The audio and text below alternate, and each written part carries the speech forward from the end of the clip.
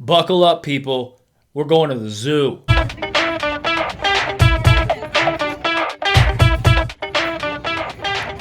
What's going on, people? Today I have a video I'm pretty excited about. We are going to the San Diego Zoo. That's right, it's a zoo tube.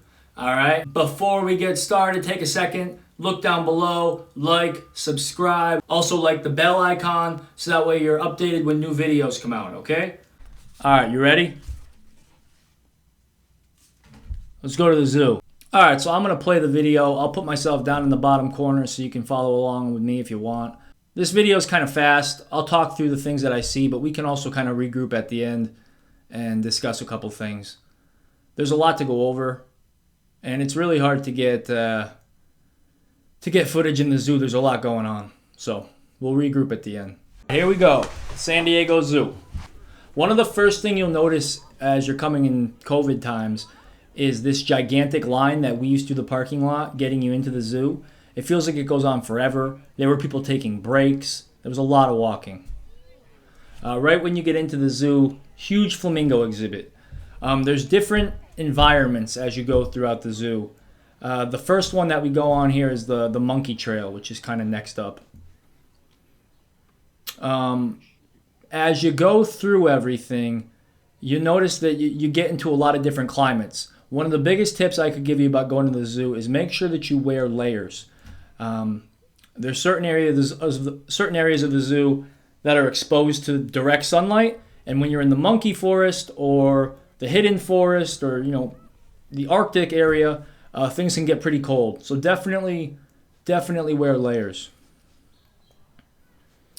One of the other cool things they do here, the zoo isn't all that big in a footprint, but what they do is they stack the layers. So they have the birds, the monkeys, and the pigs, just like it would be in nature. So it feels a lot bigger than what it is in reality.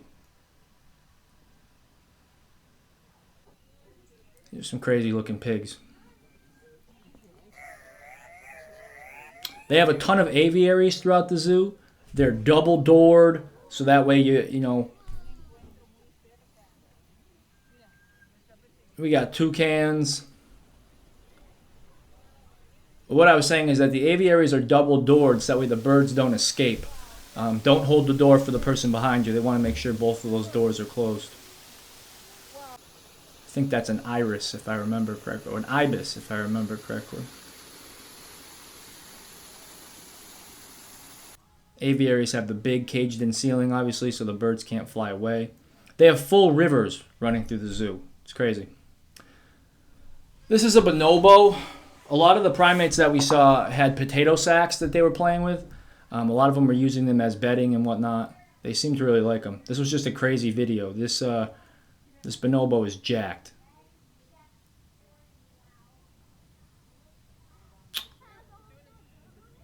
The certain monkeys they put together, this is an orangutan, it's baby, it looks like, and then some different species of monkey that was just hanging out in there with them. The exhibits here are really crazy. They have all types of rope swings and toys. They really try to immerse you in the different environments, so they have these big, huge walkways. Beer is a must at the zoo. So this is the feature that I wanted to make sure everyone knew about. The zoo actually has its own app, and it connects to the GPS on your phone, and it will give you walking directions. So these are the different territories, the different areas of the zoo. But if you click on an animal, it won't let me do it because I wasn't in the zoo when I tried it. But if you click on the animal and click the walking directions, it will map a route for you to get to that animal exactly.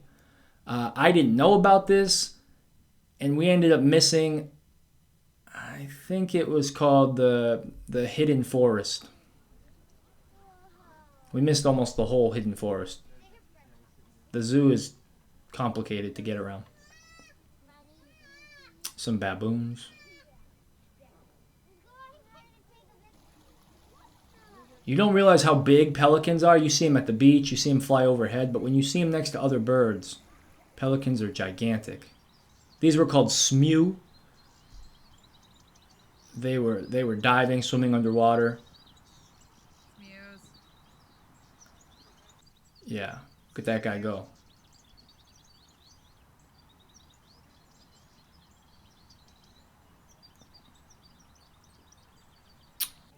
The lion exhibit was pretty packed. What we're in right now, we're in the African area. The lions are gigantic. There was a lioness that walked by. Its head was the size of like a car tire. It doesn't even make sense how big those animals are.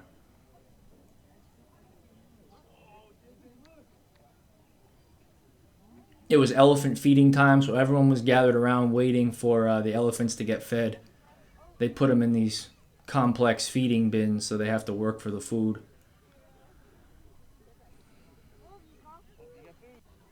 The containment areas that they had for the giraffes and the elephants, obviously when they need to be washed or brushed or whatever they do with them, the containment areas were insane. It's like, I mean,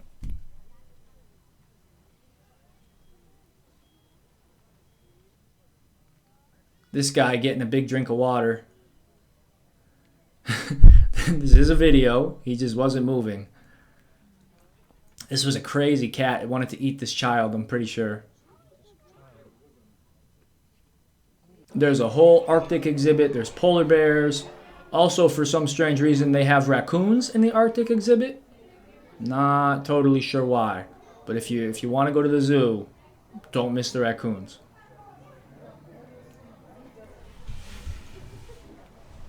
There's an entire reptile section. Reptile snakes, they have frogs, amphibians, all types of stuff.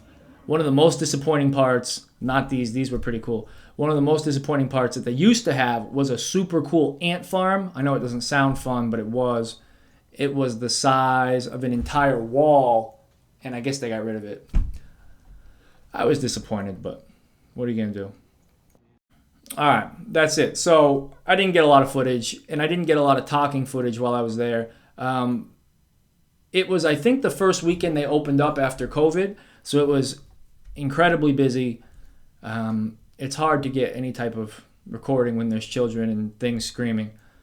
But the main takeaways, the San Diego Zoo is awesome. I think it's rated the best zoo in the United States. It's definitely the most popular zoo in the United States.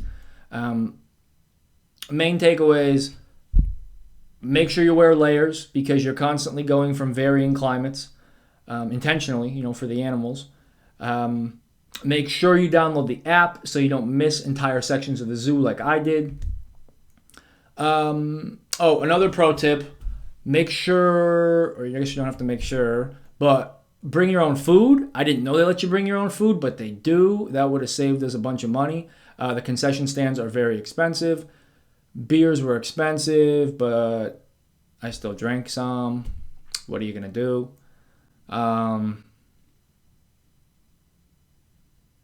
What else? Oh, bring your walking shoes. By the time we got out of the zoo, the phones track everything. The phone tracked how far we walked. We had walked 6.5 miles.